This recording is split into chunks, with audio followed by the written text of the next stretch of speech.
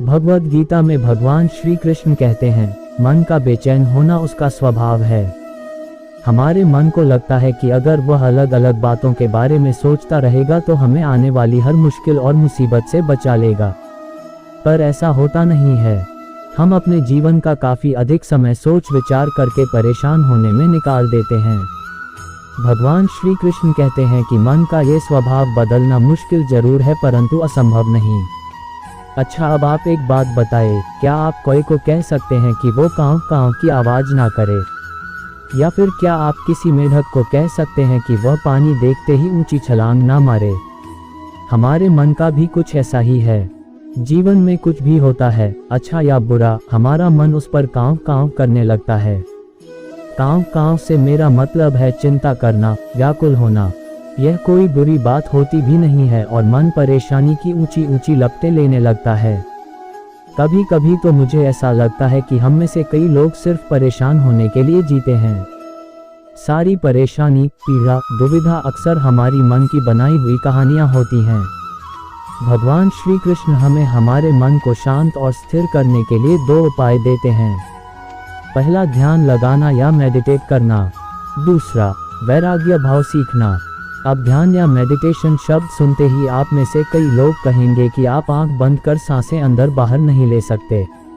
यहाँ हम सब गलती कर बैठते हैं। मेडिटेशन या ध्यान का मतलब सिर्फ आंख बंद कर बैठना नहीं होता। मेडिटेशन का मतलब होता है अपना पूरा ध्यान किसी चीज़ पर लगाना और उसे हटने नहीं देना। अगर आप रोटी बना रहे हैं तो सिर्फ उस बात पर ध्यान दीजिए। अगर आप पिक्चर देख रहे हैं तो अपना पूरा ध्यान पिक्चर पर लगाएं। यह मत सोचिए कि पिक्चर देखकर आप अपना कितना वक्त बर्बाद कर रहे हैं। जब आप जीवन के हर छोटे बड़े काम को पूरे ध्यान से करते हैं तो आपका जीवन ही एक मेडिटेशन बन जाता है। ऐसे जीवन में शांति, स्थिरता, साहस और सफलता का होना अनिवार्य है। वैराग्य भाव, दूसरा उपाय। वैराग्य का अर्थ यह नहीं कि आप सब कुछ छोड़कर जंगल में जाकर बैठ जाएं। वैराग्य का सच्चा अर्थ है कि आप जो काम कर रहे हैं उसका क्या नतीजा या रिजल्ट निकलेगा उसकी चिंता ना करें। जैसे अगर आपने कोई इंटरव्यू दिया, आप ये कर सकते हैं कि पूरे मन से तैयारी करें और अपना बेस्ट देकर आ जाएं। वह नौकरी मिलना या ना मिलना आपके हाथ में नहीं है। इस नतीजे के पीछे अलग अलग चीज़ें हैं जो आपके बिल्कुल कंट्रोल में नहीं। तो जिस चीज़ के बारे में आप कुछ कर नहीं सकते उसके बारे में चिंता भी ना करें। यही वैराग्य का सच्चा मतलब होता है और यही है भगवान श्री कृष्ण का दूसरा उपाय मन को चिंता की लपटों से बचाने का।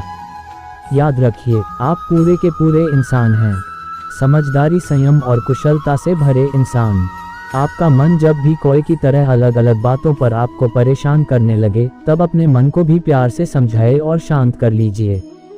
बस अपने ऊपर विश्वास रखिए कि आप कभी अपना बुरा नहीं होने देंगे।